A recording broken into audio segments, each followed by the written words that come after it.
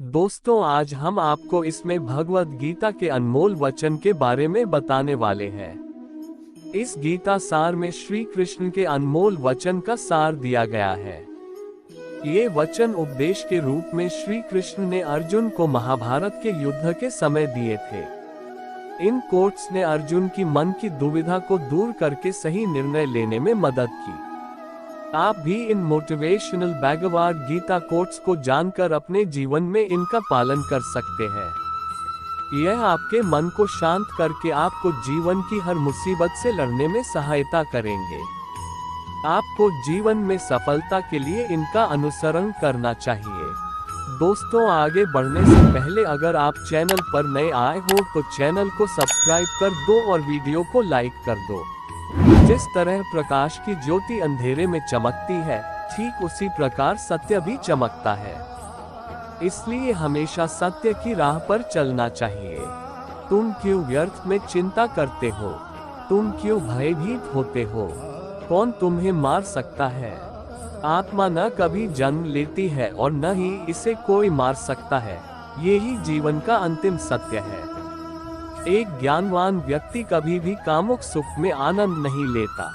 वह जो सभी इच्छाएं त्याग देता है और मैं और मेरा की लालसा और भावना से मुक्त हो जाता है, उसे शांति प्राप्त होती है। कर्म मुझे बांधता नहीं, क्योंकि मुझे कर्म के प्रतिफल की कोई इच्छा नहीं। कोई भी इंसान जन्म से नहीं बल्कि अपने कर्मों से महान बनता है। मेरा तेरा, छोटा बड़ा, अपना पराया, मन से मिटा दो, फिर सब तुम्हारा है और तुम सबके हो। क्रोध से भ्रम पैदा होता है, भ्रम से बुद्धि व्यग्र होती है। जब बुद्धि व्यग्र होती है तब तर्क नष्ट हो जाता है। जब तर्क नष्ट होता है तब व्यक्ति का पतन हो जाता है। जो लोग हृदय को नियंत्रित नहीं करते हैं, उनके लिए वह शत्रु के समान काम करता है। धन और स्त्री सब नाश रूप है, मेरी भक्ति का नाश नहीं है।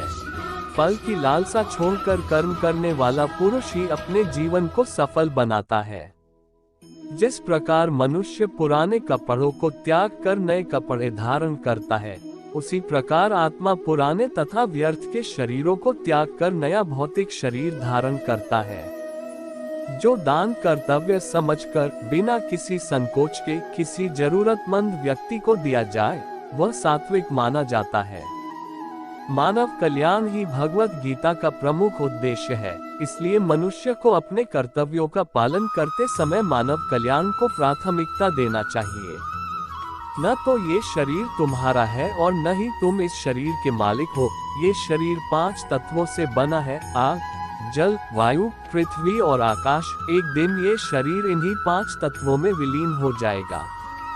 कोई भी व्यक्ति जो चाहे बन सकता है, यदि वह व्यक्ति एक विश्वास के साथ इच्छित वस्तु पर लगातार चिंतन करे।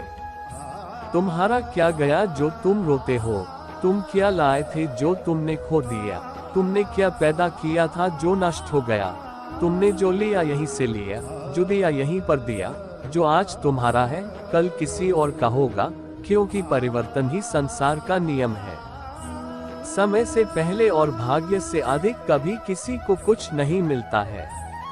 वह व्यक्ति जो अपनी मृत्यु के समय मुझे याद करते हुए अपना शरीर त्यागता है, वह मेरे धाम को प्राप्त होता है और इसमें कोई संशय नहीं है। अपने आप को भगवान के प्रति समर्पित कर दो, यही सबसे बड़ा सहारा है। जो कोई भी इस सहारे को पहचान गया है, वह डर, चिंता और दुखों से आजाद रहता है।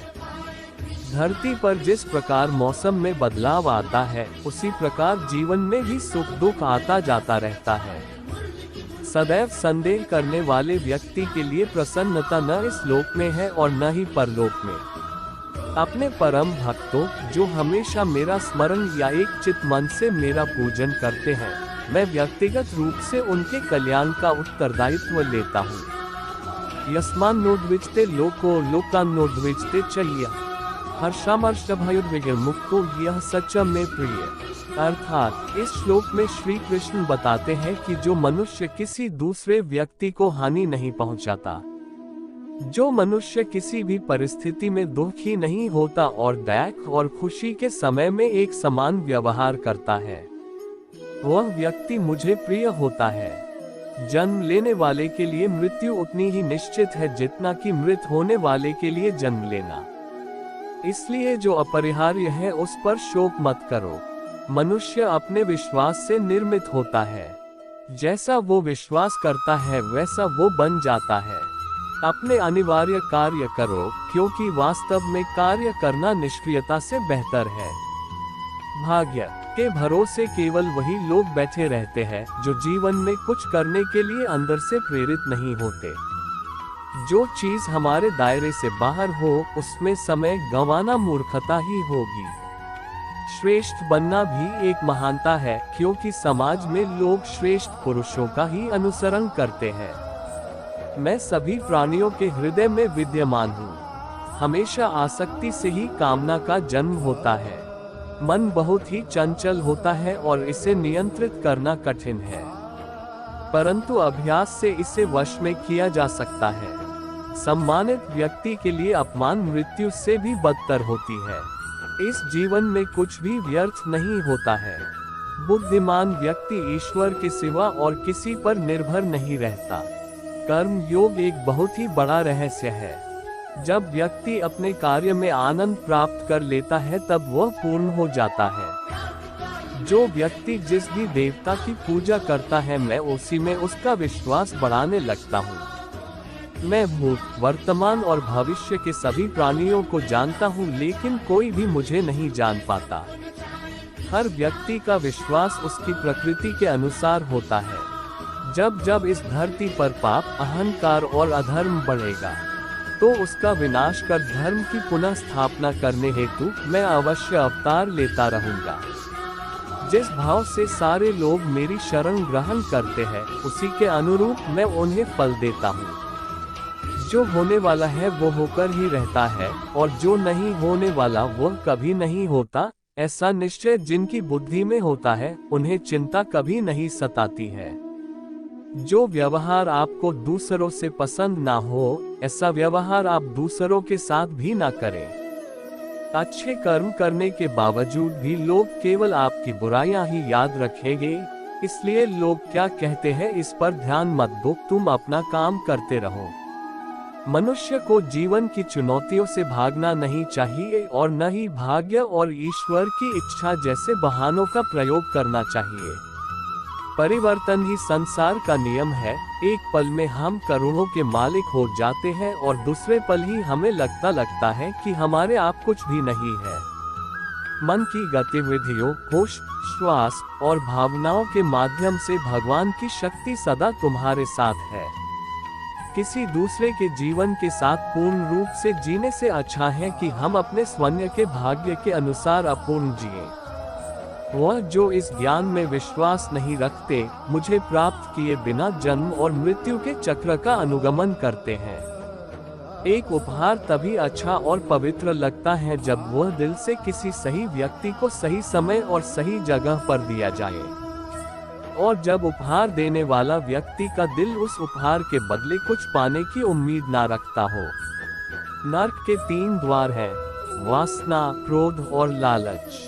यदा यदा हि धर्मस्य ग्लानिर्भवति भारत अभ्युत्थानमधर्मस्य तदात्मान सृजाम्यहम्। अर्थात इस श्लोक में श्री कृष्ण अर्जुन को बताते हैं कि जब जब पृथ्वी पर धर्म का नाश होता है और अधर्म की वृद्धि होती है तब तब धर्म की रक्षा के लिए मैं जन्म लेता हूँ।